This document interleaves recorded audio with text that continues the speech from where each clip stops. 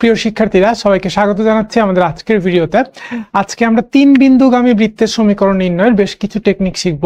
Normally হচ্ছে 3টা বিন্দু দেওয়া থাকলে বৃত্তের সমীকরণ বের করা আমরা আসলে বৃত্তের সাধারণ সমীকরণের সাহায্যে করি, বাট এটার এই ধরনের ম্যাথগুলো সলভ করার 5টা টেকনিক আমি আজকে আলোচনা করব।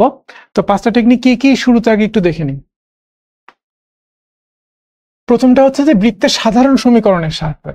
বৃত্তের সাধারণ সমীকরণ হচ্ছে x square plus y square plus 2gx plus 2fy plus c equals to 0।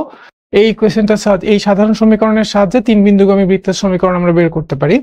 দেন হচ্ছে বৃত্তের সাধারণ সমীকরণটাকে আমরা একটু স্লাইড পরিবর্তন করেও আরো সহজে আমরা 3 বিন্দুগামী বৃত্তের সমীকরণ বের করতে পারি। দেন হচ্ছে নির্ণায়কের সাহায্যে একটা টেকনিক আছে যার মাধ্যমে আমরা 3 বিন্দুগামী বৃত্তের সমীকরণ বের করতে পারি। এরপরে আছে যে খলিফার সূত্র। হ্যাঁ, খলিফার সূত্র, ঢাকা ইউনিভার্সিটির একজন ম্যাথমেটিক্সের প্রফেসর খলিফা, তার হচ্ছে একটা বিখ্যাত সূত্র আছে, যে সূত্রটা হচ্ছে 3 বিন্দুগামী বৃত্তের সমীকরণ বের করার ক্ষেত্রে অনেক ইফেক্টিভ। সো সেটা আমরা দেখবো। আর লাস্টে হচ্ছে জ্যামিতিক একটা উপপাদ্য আছে, সেটা হচ্ছে যে জ্যায়ের লম্ব সমদ্বিখণ্ডক বৃত্তের কেন্দ্রগামী হয়। সো জ্যায়ের লম্ব সমদ্বিখণ্ডক বৃত্তের কেন্দ্রগামী, এই কনসেপ্টটা ইউজ করেও কিন্তু 3 বিন্দুগামী বৃত্তের সমীকরণ বের করা যায়। সো আমরা হচ্ছে এই 5টা টেকনিক শিখবো।